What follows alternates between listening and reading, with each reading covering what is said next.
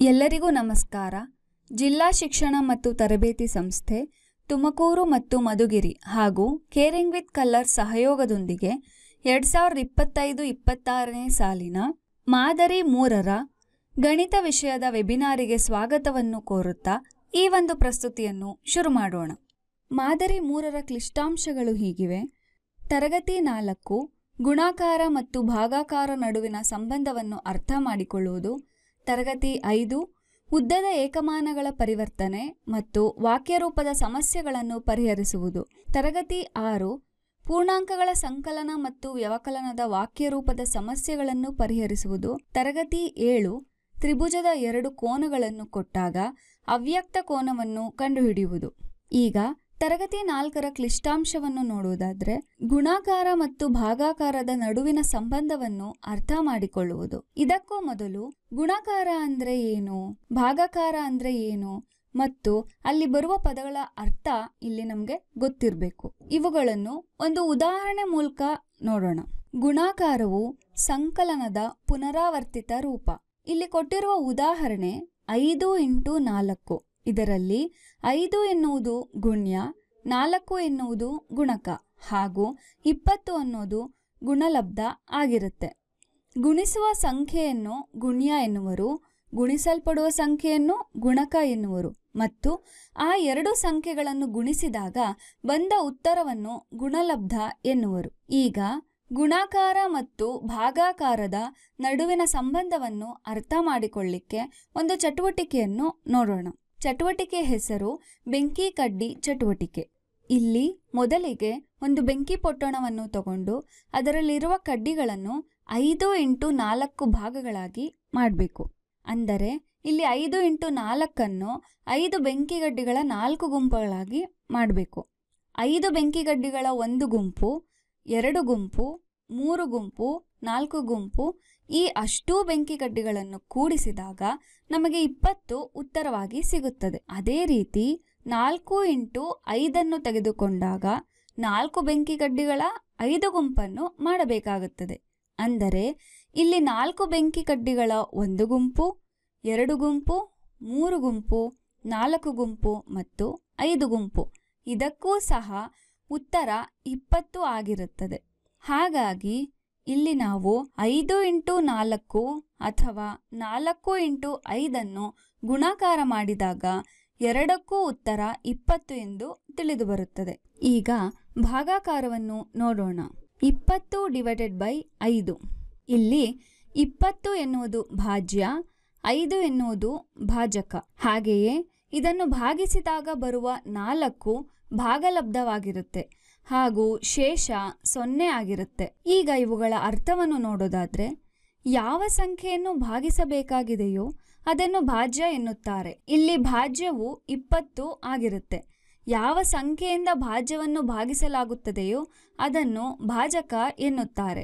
ಭಾಗಾಕಾರದ ಫಲಿತಾಂಶವನ್ನು ಭಾಗಲಬ್ಧ ಎನ್ನುತ್ತಾರೆ. ಭಾಗಾಕಾರದ ನಂತರ ಭಾಜ್ಯದಲ್ಲಿ ಉಳಿಯುವುದನ್ನು ಶೇಷ ಎನ್ನುತ್ತಾರೆ.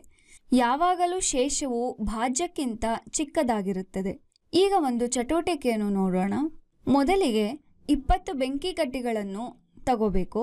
ಈಗ 20ನ್ನು 4ರಿಂದ ಭಾಗ ಮಾಡಬೇಕು. ಭಾಗಾಕಾರವು ವ್ಯವಕಲನದ ಪುನರಾವರ್ತಿತ ರೂಪ ಆಗಿರುವುದರಿಂದ ಶೇಷ 0 ಆಗುವವರೆಗೂ 20ರಿಂದ 4ನ್ನು ತೆಗಿತಾ ಹೋಗಬೇಕು. ಮೊದಲಿಗೆ 4 ಬೆಂಕಿಗಡ್ಡಿಗಳನ್ನು ತೆಗೆದಾಗ 16 ಉಳಿಯುತ್ತೆ. ಈಗ ಮತ್ತೆ 16ರಿಂದ 4 ಬೆಂಕಿಗಡ್ಡಿಗಳನ್ನು ತೆಗೆದಾಗ 12 ಉಳಿಯುತ್ತೆ. ನಂತರ ಉಳಿದ 12ರಿಂದ 4ನ್ನು ತೆಗೆದಾಗ 8, 8ರಿಂದ 4ನ್ನು ತೆಗೆದಾಗ 4 ಮತ್ತು 4ರಿಂದ 4ನ್ನು ತೆಗೆದಾಗ ಯಾವುದೇ ಬೆಂಕಿಗಡ್ಡಿಗಳು ಉಳಿಯುವುದಿಲ್ಲ.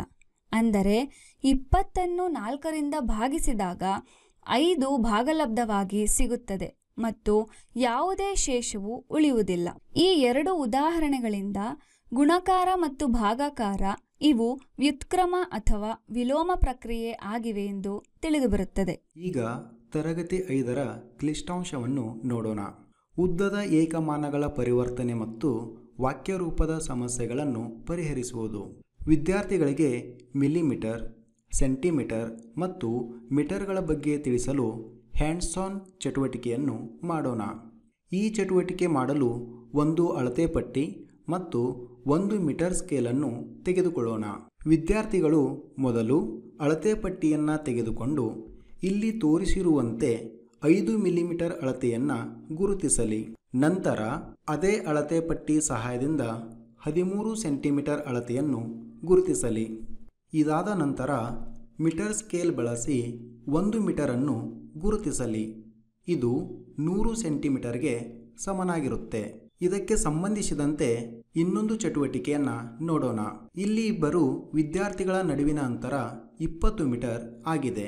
ಅದೇ ರೀತಿ 2ನೇ ಮತ್ತು 3ನೇ ವಿದ್ಯಾರ್ಥಿಗಳ ನಡುವಿನ ಅಂತರ ಕೂಡ 20 ಮೀಟರ್ ಆಗಿದೆ. ಹಾಗಾದರೆ 1 ಮತ್ತು 3ನೇ ವಿದ್ಯಾರ್ಥಿಗಳ ನಡುವಿನ ಅಂತರ ಎಷ್ಟು? ಆಗ ಆ ಎರಡೂ ಅಂತರವನ್ನು ಕೂಡಿಸಿದಾಗ ನಮಗೆ 1 ಮತ್ತು 3ನೇ ವಿದ್ಯಾರ್ಥಿಗಳ ನಡುವಿನ ಅಂತರ 40 ಮೀಟರ್ ಎನ್ನುವುದು ಗೊತ್ತಾಗುತ್ತೆ. ಈಗ ಉದ್ದದ ಒಂದು ಮಾನವನ್ನು ಕೊಟ್ಟು ಇನ್ನೊಂದು ಮಾನಕ್ಕೆ ಪರಿವರ್ತನೆ ಮಾಡುವಂತ ಕೇಳಿದಾಗ ಯಾವ ರೀತಿ ಮಾಡಬೇಕು ಅನ್ನೋದನ್ನು ಒಂದು ಚಟುವಟಿಕೆ ಮೂಲಕ ನೋಡೋಣ. ಇಲ್ಲಿ ಒಂದು ದಾರವಿದೆ. ಅದರ ಅಳತೆ 30 ಸೆಂಟಿಮೀಟರ್ ಆಗಿದೆ. ಇದನ್ನು ಮಿಲಿಮೀಟರ್ಗೆ ಪರಿವರ್ತಿಸಲು 1 ಸೆಂಟಿಮೀಟರ್ ಅಂದರೆ ಎಷ್ಟು ಮೀಟರ್ಗಳು ಅಂತ ಗೊತ್ತಿರಬೇಕು. 10 ಮಿಲಿಮೀಟರ್ 1 ಸೆಂಟಿಮೀಟರ್ಗೆ ಸಮನಾಗಿರುತ್ತೆ. ಈ ಮಿಲಿಮೀಟರ್ ಅಳತೆಯಿಂದ 30 ಸೆಂಟಿಮೀಟರ್ 300 ಮಿಲಿಮೀಟರ್ಗೆ ಸಮ ಎಂದು ತಿಳಿದು ಬರುತ್ತದೆ. ವಿದ್ಯಾರ್ಥಿಗಳು ಅಳತೆಯ ಮಾನವನ್ನು ಸುಲಭವಾಗಿ ಪರಿವರ್ತಿಸಲು ಇಲ್ಲಿ ಕೊಟ್ಟಿರುವ ಚಟುವಟಿಕೆಯನ್ನು ನೆನಪಿಟ್ಟುಕೊಳ್ಳಬೇಕು. ಅಳತೆಯ ಮಾನ ಮೀಟರ್ ಆಗಿರಲಿ. ಕಿಲೋಮೀಟರ್ದಿಂದ ಹೆಕ್ಟೋಮೀಟರ್ಗೆ, ಹೆಕ್ಟೋಮೀಟರ್ದಿಂದ ಡೆಕಾಮೀಟರ್ಗೆ, ಹೀಗೆ ದೊಡ್ಡ ಮಾನದಿಂದ ಚಿಕ್ಕ ಮಾನಕ್ಕೆ ಪರಿವರ್ತಿಸುವಾಗ ಗುಣಾಕಾರ ಕ್ರಿಯೆ ಮಾಡಬೇಕು. ಅದೇ ರೀತಿ ಮಿಲಿಮೀಟರ್ದಿಂದ ಸೆಂಟಿಮೀಟರ್ಗೆ, ಸೆಂಟಿಮೀಟರ್ದಿಂದ ಡೆಸಿಮೀಟರ್ಗೆ, ಹೀಗೆ ಚಿಕ್ಕ ಮಾನದಿಂದ ದೊಡ್ಡ ಮಾನಕ್ಕೆ ಪರಿವರ್ತಿಸುವಾಗ ಭಾಗಾಕಾರ ಕ್ರಿಯೆ ಮಾಡಬೇಕು. ಈಗ ಒಂದು ಉದಾಹರಣೆಯನ್ನು ನೋಡೋದಾದರೆ ಕಿಲೋಮೀಟರನ್ನು ಹೆಕ್ಟೋಮೀಟರ್ಗೆ ಪರಿವರ್ತಿಸಲು 10ರಿಂದ ಗುಣಿಸಬೇಕು. ಆವಾಗ 1 ಕಿಲೋಮೀಟರ್ = 10 ಹೆಕ್ಟೋಮೀಟರ್ ಆಗುತ್ತದೆ. ಅದೇ ರೀತಿ 10 ಹೆಕ್ಟೋಮೀಟರನ್ನು ಕಿಲೋಮೀಟರ್ಗೆ ಪರಿವರ್ತಿಸಲು 10ರಿಂದ ಭಾಗಿಸಬೇಕು. ಆವಾಗ ಅದು 1 ಕಿಲೋಮೀಟರ್ ಆಗುತ್ತದೆ. ಅದೇ ರೀತಿ 10 ಸೆಂಟಿಮೀಟರನ್ನು ಮಿಲಿಮೀಟರ್ಗೆ ಪರಿವರ್ತಿಸಲು 10ರಿಂದ ಗುಣಿಸಬೇಕು. ಆವಾಗ 100 ಮಿಲಿಮೀಟರ್ ಆಗುತ್ತದೆ. ಈಗ 100 ಮಿಲಿಮೀಟರನ್ನು ಸೆಂಟಿಮೀಟರ್ಗೆ ಪರಿವರ್ತಿಸಲು 10ರಿಂದ ಭಾಗಿಸಬೇಕು. ಆವಾಗ 10 ಸೆಂಟಿಮೀಟರ್ ಉತ್ತರವಾಗಿ ಸಿಗುತ್ತದೆ. ಒಂದು ವೇಳೆ 1 ಕಿಲೋಮೀಟರ್ = ಎಷ್ಟು ಮೀಟರ್ ಅಂತ ಪ್ರಶ್ನೆಯನ್ನು ಕೇಳಿದಾಗ ಮೊದಲು ಕಿಲೋಮೀಟರ್ದಿಂದ ಹೆಕ್ಟೋಮೀಟರ್ಗೆ, ಹೆಕ್ಟೋಮೀಟರ್ದಿಂದ ಡೆಕಾಮೀಟರ್ಗೆ, ಡೆಕಾಮೀಟರ್ದಿಂದ ಮೀಟರ್ಗೆ 3 ಬಾರಿ 10ನ್ನು ಗುಣಿಸಬೇಕು. ಅಂದರೆ 1ನ್ನು 1000ದಿಂದ ಗುಣಿಸಬೇಕು. ಆವಾಗ 1000 ಮೀಟರ್ಗಳು ಸಿಗುತ್ತದೆ. ಇದರಿಂದ 1 ಕಿಲೋಮೀಟರ್ 1000 ಮೀಟರ್ಗಳಿಗೆ ಸಮ ಎಂದು ತಿಳಿದು ಬರುತ್ತದೆ. ಅದೇ ರೀತಿ 1000 ಮೀಟರನ್ನು ಕಿಲೋಮೀಟರ್ಗೆ ಪರಿವರ್ತಿಸಲು 1000ದಿಂದ ಭಾಗಿಸಬೇಕು.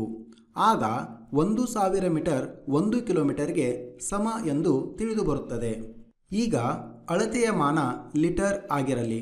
ಇಲ್ಲಿ 1 ಕಿಲೋಲೀಟರನ್ನು ಹೆಕ್ಟೋಲೀಟರ್ಗೆ ಪರಿವರ್ತಿಸಬೇಕು. ಹೆಕ್ಟೋಲೀಟರ್ ಕಿಲೋಲೀಟರ್ಗಿಂತ ಚಿಕ್ಕ ಮೂಲಮಾನ ಆಗಿರೋದ್ರಿಂದ ಗುಣಾಕಾರ ಕ್ರಿಯೆಯನ್ನು ಮಾಡಬೇಕು. ಆಗ 1 ಕಿಲೋಲೀಟರ್ = 10 ಹೆಕ್ಟೋಲೀಟರ್ ಆಗುತ್ತದೆ. ಅದೇ ರೀತಿ 10 ಹೆಕ್ಟೋಲೀಟರನ್ನು ಕಿಲೋಲೀಟರ್ಗೆ ಪರಿವರ್ತಿಸುವಾಗ 10ರಿಂದ ಭಾಗಾಕಾರ ಕ್ರಿಯೆ ಮಾಡಬೇಕು. ಆವಾಗ 1 ಕಿಲೋಲೀಟರ್ ಆಗುತ್ತದೆ. ಹಾಗೆಯೇ 10 ಸೆಂಟಿಲೀಟರನ್ನು ಮಿಲಿಲೀಟರ್ಗೆ ಪರಿವರ್ತಿಸುವಾಗ 10ರಿಂದ ಗುಣಿಸಬೇಕು. ಆವಾಗ 100 ಮಿಲಿಲೀಟರ್ ಆಗುತ್ತದೆ. ಇಲ್ಲಿ ಬಂದಿರುವ 100 ಮಿಲಿಲೀಟರನ್ನು ಸೆಂಟಿಲೀಟರ್ಗೆ ಪರಿವರ್ತಿಸಬೇಕಾದರೆ 10ರಿಂದ ಭಾಗಾಕಾರ ಮಾಡಬೇಕು. ಆವಾಗ 10 ಸೆಂಟಿಲೀಟರ್ ಉತ್ತರವಾಗಿ ಸಿಗುತ್ತದೆ. ಈಗ 1 ಕಿಲೋಲೀಟರನ್ನು ಲೀಟರ್ಗೆ ಪರಿವರ್ತಿಸಬೇಕು. ಇದನ್ನು ಪರಿವರ್ತಿಸಲು ಮೊದಲು ಕಿಲೋಲೀಟರ್ದಿಂದ ಹೆಕ್ಟೋಲೀಟರ್ಗೆ, ಹೆಕ್ಟೋಲೀಟರ್ದಿಂದ ಡೆಕಾಲೀಟರ್ಗೆ, ಡೆಕಾಲೀಟರ್ದಿಂದ ಲೀಟರ್ಗೆ, ಹೀಗೆ 3 ಬಾರಿ 10ನ್ನು ಗುಣಿಸಬೇಕು. ಅಂದರೆ 1ನ್ನು 1000ದಿಂದ ಗುಣಿಸಬೇಕು. ಆವಾಗ ಅದು 1000 ಲೀಟರ್ಗಳಿಗೆ ಸಮ ಎಂದು ತಿಳಿದು ಬರುತ್ತದೆ. ಈಗ 1000 ಲೀಟರನ್ನು ಕಿಲೋ ಲೀಟರ್ಗೆ ಪರಿವರ್ತಿಸುವಾಗ 1000ದಿಂದ ಭಾಗಿಸಬೇಕು. ಆವಾಗ 1000 ಲೀಟರ್ ಇದು 1 ಕಿಲೋ ಲೀಟರ್ಗೆ ಸಮ ಎಂದು ಗೊತ್ತಾಗುತ್ತೆ. ಇದನ್ನು ವಿದ್ಯಾರ್ಥಿಗಳಿಗೆ ಸುಲಭವಾಗಿ ನೆನಪಿಟ್ಟುಕೊಳ್ಳಲು ಈ ಸೂತ್ರವನ್ನು ಹೇಳಿಕೊಡಿ. ಕಾಡಿಗೆ ಹೋಗಲು ಡಾಕ್ಟರ್ ತನ್ನ ಮನಸ್ಸನ್ನು ಡಿಸೆಂಬರ್ನಲ್ಲಿ ಸ್ಪಷ್ಟ ಮಾಡಿಕೊಂಡನು. ಇಲ್ಲಿ ಕ ಎಂದರೆ ಕಿಲೋ, ಹ ಎಂದರೆ ಹೆಕ್ಟೋ, ಡ ಕ ಎಂದರೆ ಡೇಕಾ, ಮ ನ ಎಂದರೆ ಮಾನ, ಡ ಸ ಎಂದರೆ ಡೇಸಿ, ಸ ಎಂದರೆ ಸೆಂಟಿ, ಅದೇ ರೀತಿ ಮ ಎಂದರೆ ಮಿಲಿ ಎಂದು ಅರ್ಥ. ಅಳತೆಯ ಮಾನಗಳನ್ನು ವಿದ್ಯಾರ್ಥಿಗಳಿಗೆ ಇನ್ನೂ ಸ್ಪಷ್ಟವಾಗಿ ಹೇಳಿಕೊಡಲು ಒಂದು ಚಟುವಟಿಕೆಯನ್ನು ನೋಡೋಣ. ಮೊದಲು ಇಲ್ಲಿ ತೋರಿಸಿದಂತೆ ಫ್ಲ್ಯಾಶ್ ಕಾರ್ಡ್ಗಳನ್ನು ಬಳಸಿ ಕೋಷ್ಟಕವನ್ನು ತಯಾರಿಸಿ. ನಮಗೆಲ್ಲ ಗೊತ್ತಿರುವ ಹಾಗೆ ದೊಡ್ಡ ಮೂಲಮಾನದಿಂದ ಚಿಕ್ಕ ಮೂಲಮಾನಕ್ಕೆ ಪರಿವರ್ತಿಸುವಾಗ ಗುಣಾಕಾರ ಕ್ರಿಯೆ ಮಾಡಬೇಕು. ಅದೇ ರೀತಿ ಚಿಕ್ಕ ಮೂಲಮಾನದಿಂದ ದೊಡ್ಡ ಮೂಲಮಾನಕ್ಕೆ ಪರಿವರ್ತಿಸುವಾಗ ಭಾಗಾಕಾರ ಕ್ರಿಯೆ ಮಾಡಬೇಕು. ಉದಾಹರಣೆಗೆ 5 ಕಿಲೋಮೀಟರನ್ನು ಹೆಕ್ಟೋಮೀಟರ್ಗೆ ಪರಿವರ್ತಿಸುವಾಗ 5ಅನ್ನು 10ರಿಂದ ಗುಣಿಸಬೇಕು. ಆವಾಗ ಅದು 50 ಹೆಕ್ಟೋಮೀಟರ್ ಆಗುತ್ತದೆ. ಅದೇ ರೀತಿ 5 ಕಿಲೋಮೀಟರನ್ನು ಬೇರೆ ಬೇರೆ ಮಾನಗಳಿಗೆ ಪರಿವರ್ತಿಸುವಾಗ ಇಲ್ಲಿ ತೋರಿಸಿದಂತೆ ಮಾಡಬೇಕು. ಇದನ್ನು ಇನ್ನೊಂದು ವಿಧಾನದಿಂದ ನೋಡೋದಾದರೆ, ಮೊದಲು ಇಲ್ಲಿ ತೋರಿಸಿದಂತೆ 5ಅನ್ನು ಕಿಲೋಮೀಟರ್ ಜಾಗದಲ್ಲಿ ಬರೆದು ಮುಂದಿನ ಜಾಗಗಳಲ್ಲಿ 0ಯನ್ನು ಬರೆಯಿರಿ. ಪರಿಮಾಣ 5 ಕಿಲೋಮೀಟರ್ ಕೊಟ್ಟಿರುವುದರಿಂದ 5ರ ಪಕ್ಕದಲ್ಲಿ ಒಂದು ಬಿಂದುವನ್ನು ಇಡಿ.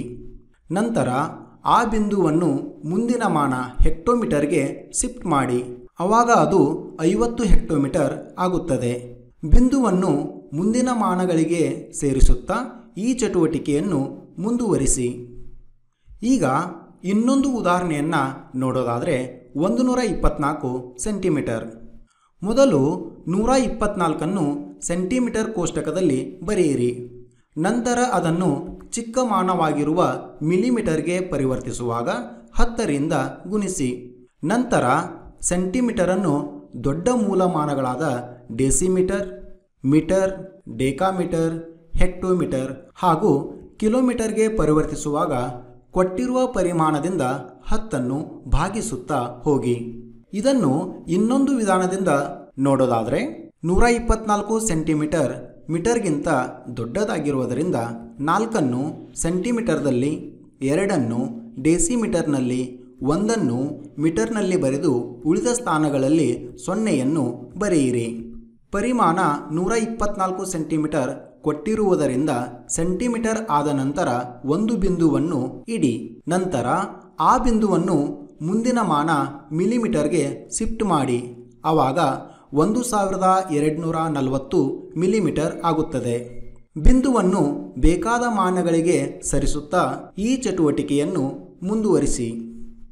ಈಗ ಇನ್ನೊಂದು ಉದಾಹರಣೆಯನ್ನು ನೋಡೋಣ. ಪರಿಮಾಣ 5.03 ಕಿಲೋಮೀಟರ್. 5.03 ಕಿಲೋಮೀಟರನ್ನು ಹೆಕ್ಟೋಮೀಟರ್ಗೆ ಪರಿವರ್ತಿಸುವಾಗ 5.03ಅನ್ನು 10ರಿಂದ ಗುಣಿಸಬೇಕು.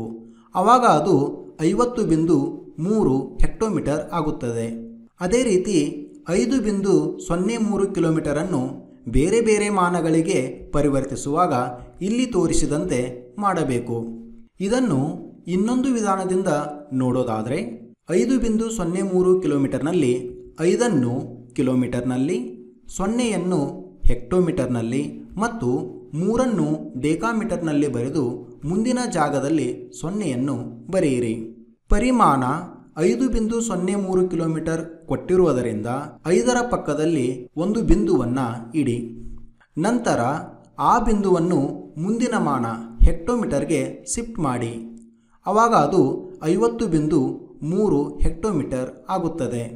ಬಿಂದುವನ್ನು ಮುಂದಿನ ಮಾನಗಳಿಗೆ ಸರಿಸುತ್ತಾ ಈ ಚಟುವಟಿಕೆಯನ್ನು ಮುಂದುವರಿಸಿ. ಮಕ್ಕಳಿಗೆ ಈ ರೀತಿ ಹೇಳಿಕೊಡುವುದರಿಂದ ಕಲಿಕೆಯಲ್ಲಿ ಆಸಕ್ತಿಯನ್ನು ತೋರಿಸುತ್ತಾರೆ. ಈಗ ಇದಕ್ಕೆ ಸಂಬಂಧಿಸಿದಂತೆ ವಾಕ್ಯರೂಪದ ಸಮಸ್ಯೆಯನ್ನು ನೋಡೋಣ. ಪ್ರಶ್ನೆ ಹೀಗಿದೆ: ನಿಮ್ಮ ಮನೆಯಿಂದ ಶಾಲೆ, ಆಸ್ಪತ್ರೆ ಮತ್ತು ಮಾರುಕಟ್ಟೆಗಿರುವ ದೂರ ಕ್ರಮವಾಗಿ 1 ಕಿಲೋಮೀಟರ್, 859 ಮೀಟರ್ ಮತ್ತು 1010 ಮೀಟರ್ ಇದೆ. ಹಾಗಾದರೆ ನಿಮ್ಮ ಮನೆಯಿಂದ ಗರಿಷ್ಠ ದೂರದಲ್ಲಿರುವುದು ಯಾವುದು? ಆಪ್ಷನ್ ಎ ಮಾರುಕಟ್ಟೆ, ಆಪ್ಷನ್ ಬಿ ಆಸ್ಪತ್ರೆ, ಆಪ್ಷನ್ ಸಿ ಶಾಲೆ, ಆಪ್ಷನ್ ಡಿ ಮೂರೂ ಕೂಡ ಸಮಾನ ದೂರದಲ್ಲಿವೆ. ಇಲ್ಲಿ ಆಪ್ಷನ್ ಎ ಮಾರುಕಟ್ಟೆ ಸರಿಯಾಗಿರ್ತಕ್ಕಂಥ ಉತ್ತರ. ಅದು ಹೇಗೆ ಅಂತ ನೋಡೋದಾದರೆ, ಮನೆಯಿಂದ ಶಾಲೆಗಿರುವ ದೂರ 1 ಕಿಲೋಮೀಟರ್. ಇದನ್ನು ಮೀಟರ್ಗಳಿಗೆ ಪರಿವರ್ತಿಸಿದಾಗ 1000 ಮೀಟರ್ ಆಗುತ್ತದೆ. ಮನೆಯಿಂದ ಆಸ್ಪತ್ರೆಗಿರುವ ದೂರ 859 ಮೀಟರ್. ಅದೇ ರೀತಿ ಮನೆಯಿಂದ ಮಾರುಕಟ್ಟೆಗಿರುವ ದೂರ 1010 metre.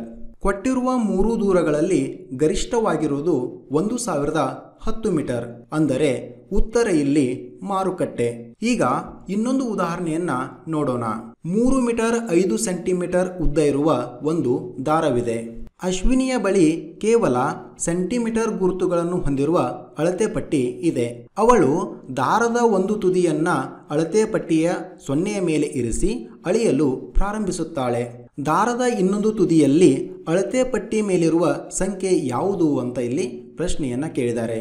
Option A 3005 centimetre, option B 350 centimetre, option C 305 centimetre, ಅದೇ ರೀತಿ ಆಪ್ಷನ್ ಡಿ 35 ಸೆಂಟಿಮೀಟರ್. ಇಲ್ಲಿ ಆಪ್ಷನ್ ಸಿ 305 ಸೆಂಟಿಮೀಟರ್ ಸರಿಯಾಗಿರ್ತಕ್ಕಂಥ ಉತ್ತರ.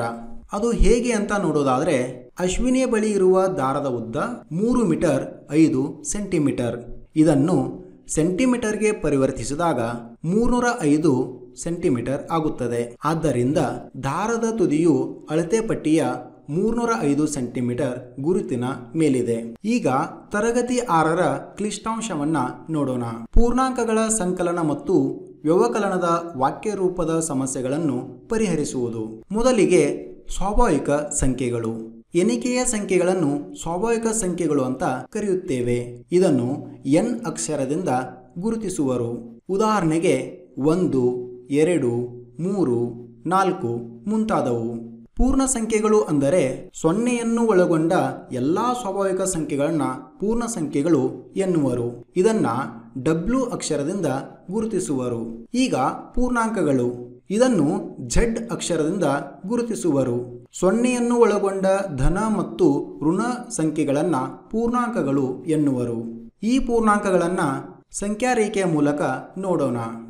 ಮೊದಲಿಗೆ ಸಂಖ್ಯಾರೇಖೆಯ ಮಧ್ಯದಲ್ಲಿ 0ಯನ್ನ ಗುರುತಿಸಿ.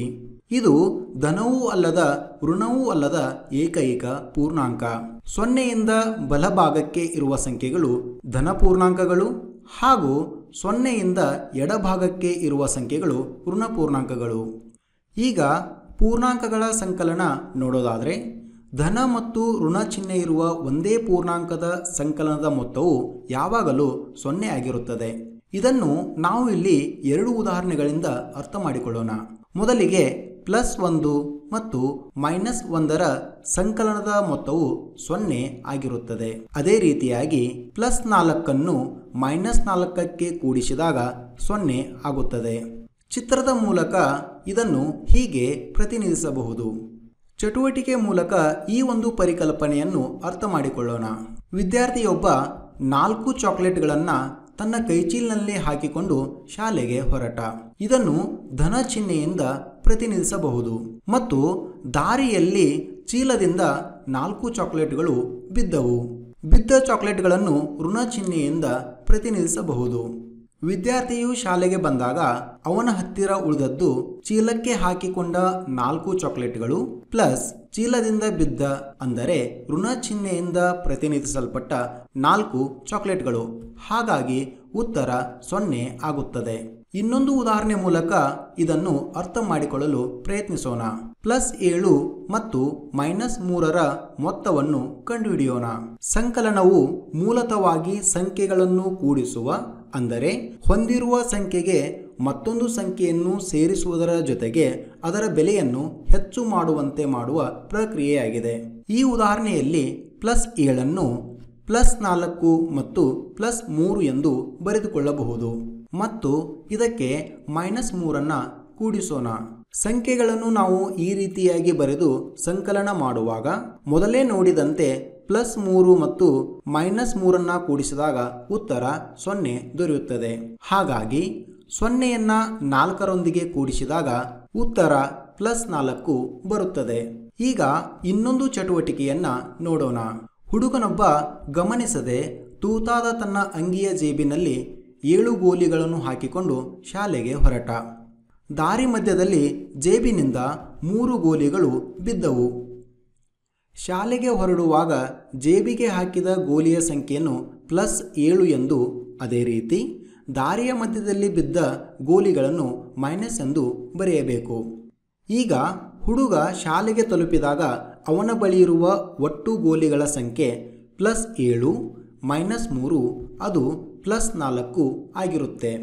ಈಗ ಸಂಖ್ಯಾ ರೇಖೆಯಲ್ಲಿ ಮೊಲದ ಜಿಗುವಿಕೆಯ ಸಹಾಯದಿಂದ ಸಂಕಲನವನ್ನು ಮಾಡುವುದು ಹೇಗೆ ಎಂದು ನೋಡೋಣ.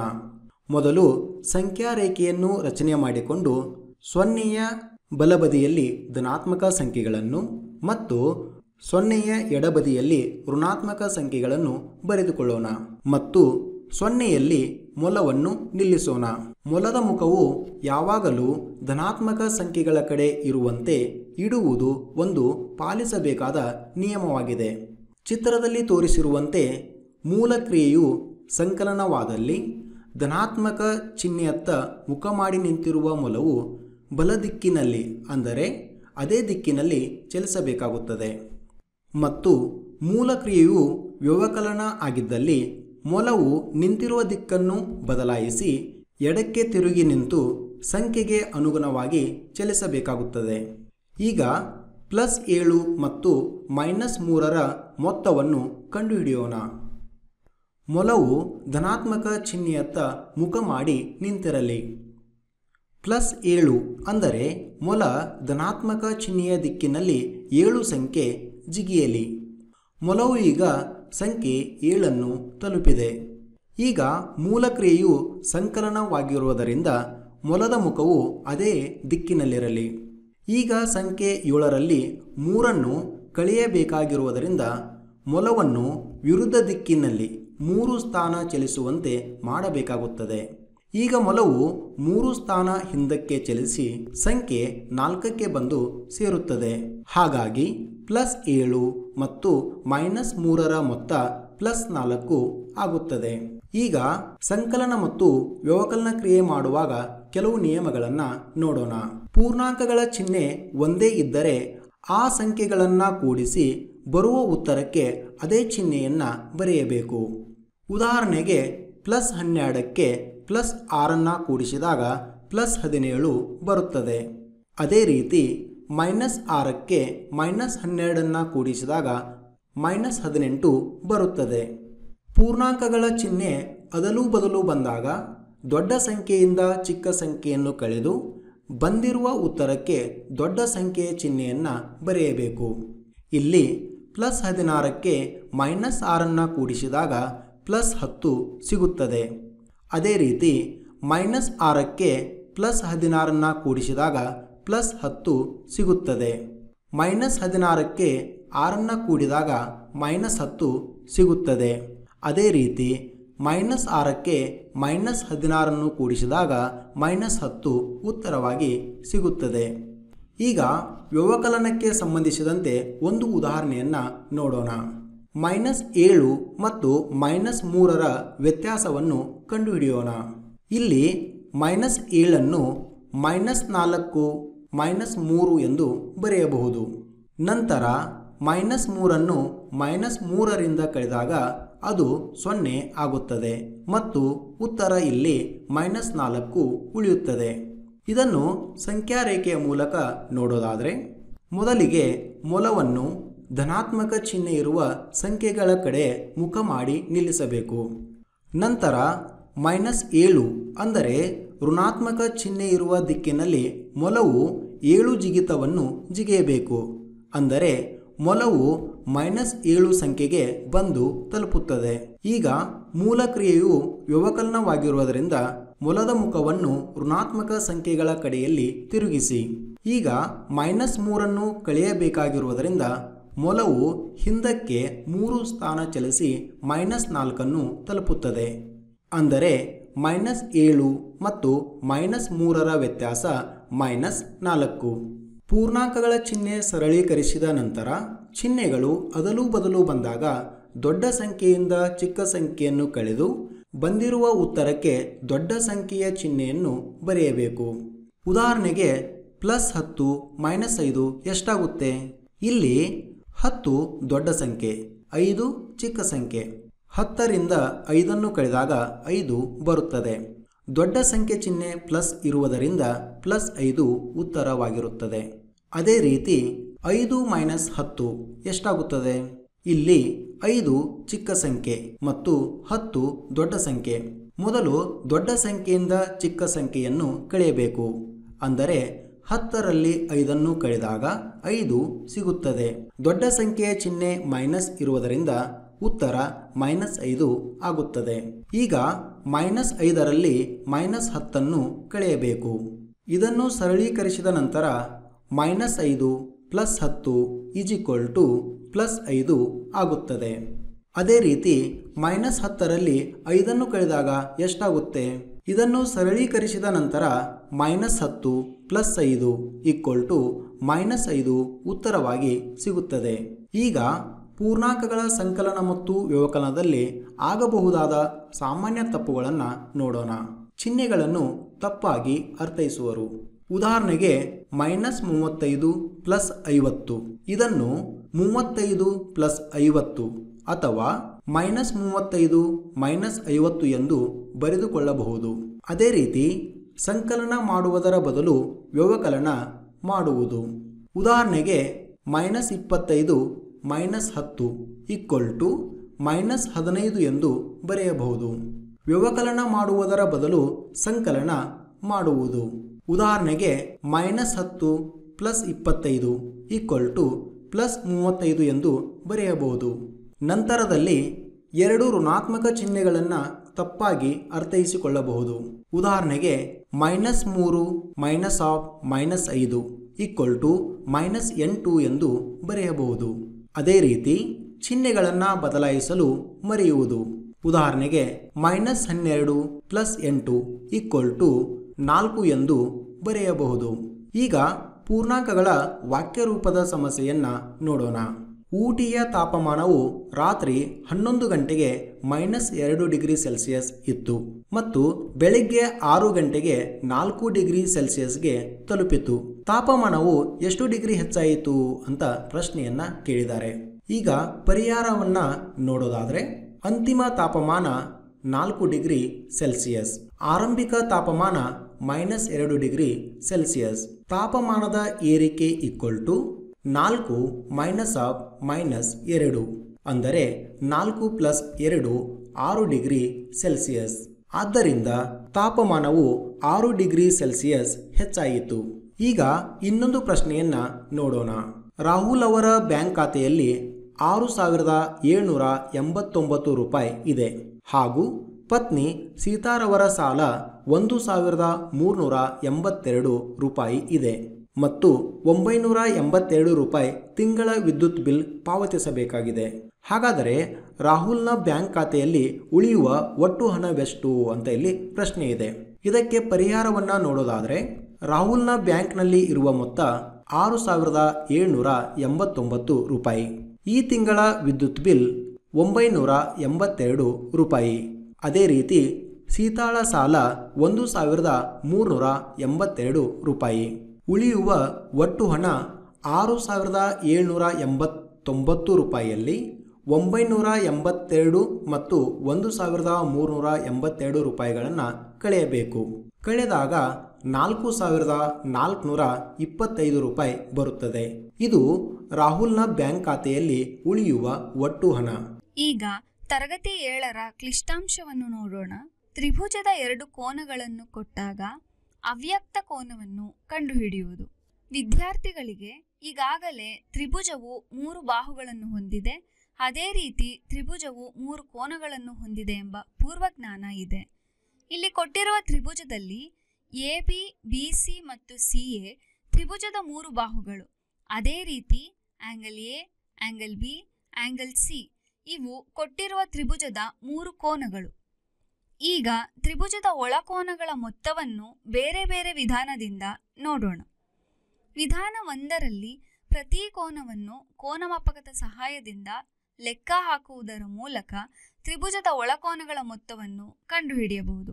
ಕೊಟ್ಟಿರುವ ಆಕೃತಿಯಲ್ಲಿ angle A 48 degree, angle B 48 degree, ಅದೇ ರೀತಿ ಆಂಗಲ್ ಸಿ ನೋಡಿದಾಗ 84 ಡಿಗ್ರಿ ಸಿಗುತ್ತೆ. ಈ ಮೂರನ್ನು ಕೂಡಿದಾಗ 180 ಡಿಗ್ರಿ ಬರುತ್ತದೆ.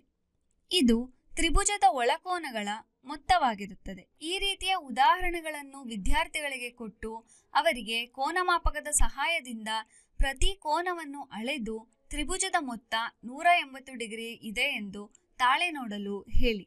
ತ್ರಿಭುಜದ ಒಳಕೋನಗಳ ಮೊತ್ತವನ್ನು ಇನ್ನೊಂದು ವಿಧಾನದಿಂದ ನೋಡುವುದಾದರೆ, ಮೊದಲು ತ್ರಿಭುಜದ 3 ಕೋನಗಳನ್ನು ಕತ್ತರಿಸಿ ಇಲ್ಲಿ ತೋರಿಸಿದಂತೆ ಅಳತೆ ಪಟ್ಟಿಯ ಮೇಲೆ ಆಂಗಲ್ ಎ, ಆಂಗಲ್ ಬಿ ಮತ್ತು ಆಂಗಲ್ ಸಿ ಅನ್ನು ಜೋಡಿಸಿ.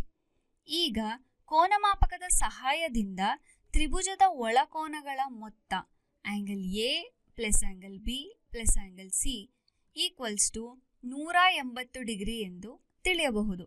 ತ್ರಿಭುಜ ಎ ಬಿ ಸಿಯಲ್ಲಿ ಆಂಗಲ್ ಸಿ ಅತ್ಯಂತ ಚಿಕ್ಕ ಕೋನ. ಇದಕ್ಕೆ ಅಭಿಮುಖವಾಗಿರುವ ಬಾಹು ಎ ಬಿ ಅತ್ಯಂತ ಚಿಕ್ಕ ಬಾಹು. ಇದರಿಂದ ಚಿಕ್ಕ ಕೋನವು ಚಿಕ್ಕ ಬಾಹುವಿಗೆ ಅಭಿಮುಖವಾಗಿದೆ ಎಂದು ತಿಳಿದುಬರುತ್ತದೆ. ಅದೇ ರೀತಿ ತ್ರಿಭುಜ ಪಿ ಕ್ಯೂ ಆರ್ನಲ್ಲಿ ಆಂಗಲ್ ಕ್ಯೂ ಅತ್ಯಂತ ದೊಡ್ಡ ಕೋನ. ಇದಕ್ಕೆ ಅಭಿಮುಖವಾಗಿರುವ ಬಾಹು ಪಿ ಆರ್ ಅತ್ಯಂತ ದೊಡ್ಡ ಬಾಹು. ಇದರಿಂದ ದೊಡ್ಡ ಕೋನವು ದೊಡ್ಡ ಬಾಹುವಿಗೆ ಅಭಿಮುಖವಾಗಿದೆ ಎಂದು ತಿಳಿದುಬರುತ್ತದೆ. ಇದನ್ನು ಇನ್ನೊಂದು ರೀತಿಯಲ್ಲಿ ಹೇಳೋದಾದರೆ, ತ್ರಿಭುಜ ಎ ಬಿ ಸಿಯಲ್ಲಿ ಆಂಗಲ್ ಬಿ ಅತ್ಯಂತ ಚಿಕ್ಕ ಕೋನ. ಇದಕ್ಕೆ ಅಭಿಮುಖವಾಗಿರುವ ಬಾಹು ಎ ಸಿ ಅತ್ಯಂತ ಚಿಕ್ಕ ಬಾಹು. ಸಿ ಅನ್ನು ವಿಸ್ತರಿಸಿದಾಗ ಆಂಗಲ್ ಬಿ ಇಲ್ಲಿ ಅತ್ಯಂತ ದೊಡ್ಡ ಕೋನವಾಗುತ್ತದೆ ಮತ್ತು ಇದು ದೊಡ್ಡ ಬಾಹುವಿಗೆ ಅಭಿಮುಖವಾಗಿರುತ್ತದೆ. ಈಗ ತ್ರಿಭುಜದ ಬಾಹ್ಯ ಕೋನವನ್ನು ಒಂದು ಚಟುವಟಿಕೆ ಮೂಲಕ ತಿಳಿಯೋಣ. ಮೊದಲು ಒಂದು ಆಯತಾಕಾರದ ಹಾಳೆಯನ್ನು ತೆಗೆದುಕೊಂಡು ಮಧ್ಯದಲ್ಲಿ 180 ಡಿಗ್ರಿ ಕೋನವನ್ನು ಗುರುತಿಸಿ. ನಂತರ ಆ ಹಾಳೆಯನ್ನು 3 ಭಾಗಗಳಾಗಿ ಕತ್ತರಿಸಿ. ಕತ್ತರಿಸಿದ ನಂತರ ಬಂದ 3 ಭಾಗಗಳನ್ನು ತ್ರಿಭುಜ ಆಗುವಂತೆ ಜೋಡಿಸಿ. ಇಲ್ಲಿ ಉಳಿದಿರುವ ಹೆಚ್ಚಿನ ಭಾಗವನ್ನು ತೆಗೆದುಹಾಕಿ. ರಚನೆಯಾದ ತ್ರಿಭುಜ ಎ ಬಿ ಸಿಯಲ್ಲಿ ಆಂಗಲ್ ಎ, ಆಂಗಲ್ ಬಿ ಮತ್ತು ಆಂಗಲ್ ಸಿಗಳು ತ್ರಿಭುಜದ 3 ಒಳಕೋನಗಳು. ತ್ರಿಭುಜದ ಒಳಕೋನಗಳ ಮೊತ್ತ 180 ಡಿಗ್ರಿ. ಈಗ 3 ಬಾಹುಗಳನ್ನು ವಿಸ್ತರಿಸಿದಾಗ ಆಂಗಲ್ ಪಿ, ಆಂಗಲ್ ಕ್ಯೂ ಮತ್ತು ಆಂಗಲ್ ಆರ್ ಬಾಹ್ಯ ಕೋನಗಳು ಸಿಗುತ್ತವೆ. ಈಗ ಆಂಗಲ್ ಬಿ ಮತ್ತು ಆಂಗಲ್ ಸಿಗಳನ್ನು ಆಂಗಲ್ ಎ ಪಕ್ಕದಲ್ಲಿ ಇರಿಸಿ. ತ್ರಿಭುಜದ ಬಾಹ್ಯ ಕೋನವು ಅದರ ಅಂತರಾಭಿಮುಖ ಕೋನಗಳ ಮೊತ್ತಕ್ಕೆ ಸಮನಾಗಿರುತ್ತದೆ. ಅಂದರೆ ಇಲ್ಲಿ ಬಾಹ್ಯ ಕೋನ P equals to angle B plus angle C. ಈಗ ತ್ರಿಭುಜದ 2 ಕೋನಗಳನ್ನು ಕೊಟ್ಟು ಗೊತ್ತಿಲ್ಲದ 3ನೇ ಕೋನವನ್ನು ಯಾವ ರೀತಿ ಕಂಡುಹಿಡಿಯಬೇಕು ಎಂಬುದನ್ನು ಒಂದು ಚಟುವಟಿಕೆಯ ಮೂಲಕ ನೋಡೋಣ. ಒಂದು ಕಾಗದವನ್ನು ತ್ರಿಭುಜದ ಆಕಾರದಲ್ಲಿ ಕತ್ತರಿಸಿ ಎ ಬಿ ಸಿ ಎಂದು ಗುರುತಿಸಿ. ಇಲ್ಲಿ ಆಂಗಲ್ ಬಿ ಯ ಅಳತೆ 40 ಡಿಗ್ರಿ, ಆಂಗಲ್ ಸಿ ನ ಅಳತೆ 70 ಡಿಗ್ರಿ. ಆದರೆ ಆಂಗಲ್ ಎ ನ ಅಳತೆ ಎಷ್ಟು? ಇದನ್ನು ಕಂಡುಹಿಡಿಯಲು ತ್ರಿಭುಜದ 3 ಮೂಲೆಗಳನ್ನು ಕತ್ತರಿಸಿ ಕೋನಮಾಪಕದ ಮೇಲೆ ಇರಿಸಿದಾಗ ಆಂಗಲ್ ಎ = 70 ಡಿಗ್ರಿ ಎಂದು ತಿಳಿದುಬರುತ್ತದೆ. ಇದನ್ನು ಸೂತ್ರದ ಮೂಲಕ ನೋಡೋದಾದರೆ angle A plus angle B plus angle C equals to 180 degree. ಇಲ್ಲಿ ಆಂಗಲ್ ಬಿ 40 ಡಿಗ್ರಿ ಮತ್ತು ಆಂಗಲ್ ಸಿ 70 ಡಿಗ್ರಿ ಆಗಿರುತ್ತೆ. ಈಗ angle A plus 110 degree is equal to 180 degree. ಈ ಎಡಭಾಗದಲ್ಲಿನ 110 ಬಲಭಾಗಕ್ಕೆ ಕಳುಹಿಸಿದಾಗ ಆಂಗಲ್ ಎ ಈಕ್ವಲ್ಸ್ ಟು 180 - 110 ಆಗುತ್ತದೆ. ಹಾಗಾಗಿ angle A equals to 70 degree ಸಿಗುತ್ತೆ. ಇಲ್ಲಿ ಕೊಟ್ಟಿರುವ ಉದಾಹರಣೆಯನ್ನು ವಿದ್ಯಾರ್ಥಿಗಳಿಗೆ ಕೊಟ್ಟು ಗೊತ್ತಿಲ್ಲದ ಕೋನವನ್ನು ಕಂಡುಹಿಡಿಯಲು ತಿಳಿಸಿ. ಇಲ್ಲಿಗೆ 4 ತರಗತಿಗಳ ಕ್ಲಿಷ್ಟಾಂಶಗಳನ್ನು ನೋಡಿದ್ದೇವೆ. ಈಗ ಮುಂದೆ ಬುನಾದಿ ಸಾಕ್ಷರತೆ ಮತ್ತು ಸಂಖ್ಯಾಜ್ಞಾನದ ಬಗ್ಗೆ ನೋಡೋಣ. ಬುನಾದಿ ಸಾಕ್ಷರತೆ ಮತ್ತು ಸಂಖ್ಯಾಜ್ಞಾನದ ಬಗ್ಗೆ ನೋಡೋಣ. ಮಾದರಿ 3ರ 2 ಥೀಮ್ಗಳು ಈ ರೀತಿ ಇವೆ. ಈ 2 ಥೀಮ್ಗಳಲ್ಲಿರುವ ಕಲಿಕಾ ಫಲಗಳಿಗೆ ಸಂಬಂಧಿಸಿದಂತೆ 8ರಿಂದ 10 ಹೆಡ್ಡಿಂಗ್ಗಳನ್ನಾಗಿ ಈ ರೀತಿ ಮಾಡಿ ಮಕ್ಕಳಿಗೆ ಅಭ್ಯಾಸ ಹಾಳೆಗಳನ್ನು ಕೊಡಬಹುದು. ಇಲ್ಲಿ ಥೀಮ್ 2 ಭಾಗಾಕಾರದ ಪ್ರಕಾರ ಚಿತ್ರಗಳ ಮೂಲಕ ಸಮಾನ ಗುಂಪು ರಚಿಸುವುದು, ಅಂದರೆ ವಸ್ತುಗಳನ್ನು ಇಲ್ಲಿ 2 ಸಮಾನ ಭಾಗಗಳಾಗಿ ಗುಂಪು ಮಾಡಬೇಕು. ಇಲ್ಲಿ ಕೊಟ್ಟಿರುವ ಉದಾಹರಣೆಯನ್ನು ನೋಡಿಕೊಂಡು ಅದೇ ರೀತಿ ಇನ್ನು ಉಳಿದಿರುವ ಪ್ರಶ್ನೆಗಳಿಗೆ ಉತ್ತರಿಸ್ತಾ ಹೋಗಬೇಕು. ಕೆಳಗಿನ ವಸ್ತುಗಳನ್ನು ಗುಂಪು ಮಾಡಿ 1 ಅಂಕಿಯಿಂದ 1 ಅಂಕಿಯ ಭಾಗಾಕಾರ, ಕೆಳಗಿನ ಸಂಖ್ಯೆಗಳನ್ನು ಭಾಗಿಸಿ ಉತ್ತರ ಬರೆಯುವುದು, ಪ್ಯಾಕೆಟ್ನಲ್ಲಿರುವ ಒಂದು ವಸ್ತುವಿನ ಬೆಲೆಯನ್ನು ಕಂಡುಹಿಡಿಯುವುದು, ಪದರೂಪದ ಸಮಸ್ಯೆಗಳನ್ನು ಸಹ ಇಲ್ಲಿ ನೋಡ್ಬೋದು. ಈ ರೀತಿ ಹೆಡ್ಡಿಂಗ್ಗಳನ್ನು ಕೊಟ್ಟು ಅದಕ್ಕೆ ಅನುಗುಣವಾಗಿ ಕೆಲವು ಪ್ರಶ್ನೆಗಳನ್ನು ಸಹ ನೀಡಿದ್ದಾರೆ. ಅದೇ ರೀತಿ ಕಥೆ, ಪದ್ಯ, ಪಜಲ್ ಅಥವಾ ಚಟುವಟಿಕೆಗಳನ್ನು ನೀಡಿ ಅದಕ್ಕೆ ಅನುಗುಣವಾಗಿ ಕೆಲವು ಪ್ರಶ್ನೆಗಳನ್ನು ಕೇಳಬಹುದು. ಈ ರೀತಿ ಮಕ್ಕಳಿಗೆ ಲೆವೆಲ್ ವೈಸ್ ಆಗಿ ಸಹ ಕೇಳಬಹುದು. ಲೆವೆಲ್ 1 ಅಂದರೆ ಈಸಿ ಲೆವೆಲ್, ಲೆವೆಲ್ 2 ಅಂದರೆ ಮೀಡಿಯಂ ಲೆವೆಲ್ ಹಾಗೂ ಲೆವೆಲ್ 3 ಅಂದರೆ ಹಾರ್ಡ್ ಲೆವೆಲ್ ಆಗಿ 3 ಹಂತಗಳಾಗಿ ಕೇಳಬಹುದು. ನಮ್ಮ ಟೀಚೋಪಿಯಾದಲ್ಲಿ ಹಲವಾರು ಸಂಪನ್ಮೂಲಗಳು ಲಭ್ಯವಿರುತ್ತದೆ. ಅದಕ್ಕೆ ಅನುಗುಣವಾಗಿ ಯೋಜನೆ ಆಧಾರಿತ ಕಲಿಕಾ ಚಟುವಟಿಕೆಗಳು, ಅಭ್ಯಾಸ ಹಾಳೆಗಳು. ಈ ಅಭ್ಯಾಸ ಹಾಳೆಗಳಲ್ಲಿ 40ರಿಂದ 50 ಪ್ರಶ್ನೆಗಳು ಇರುತ್ತವೆ ಮತ್ತು ಅದಕ್ಕೆ ಉತ್ತರವೂ ಸಹ ನೋಡಬಹುದು. ಅದೇ ರೀತಿ ಪಾಠಯೋಜನೆ, ಎಕ್ಸ್ಪ್ಲೈನರ್ ವಿಡಿಯೋಸ್ಗಳು ಹಾಗೂ ಪರಿಕಲ್ಪನಾ ನಕ್ಷೆಯನ್ನು ಸಹ ನೋಡಬಹುದು. ಈ ಎಲ್ಲ ಸಂಪನ್ಮೂಲಗಳು ನಮ್ಮ ಟೀಚೋಪಿಯಾ ಆ್ಯಪ್ನಲ್ಲಿ ಲಭ್ಯವಿರುವುದರಿಂದ ಇದನ್ನು ಬಳಕೆ ಮಾಡಿಕೊಳ್ಳಿ. ಧನ್ಯವಾದಗಳು.